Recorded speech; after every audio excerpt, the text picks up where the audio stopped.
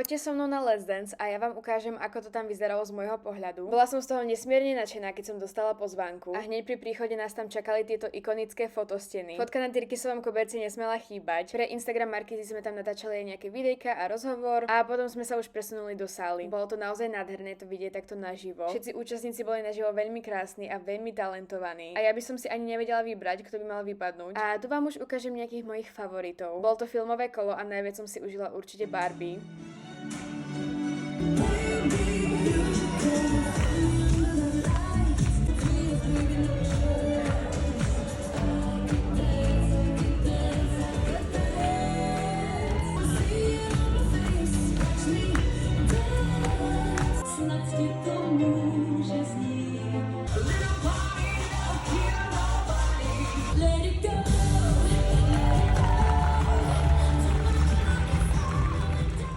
No a najlepšie prišlo nakoniec.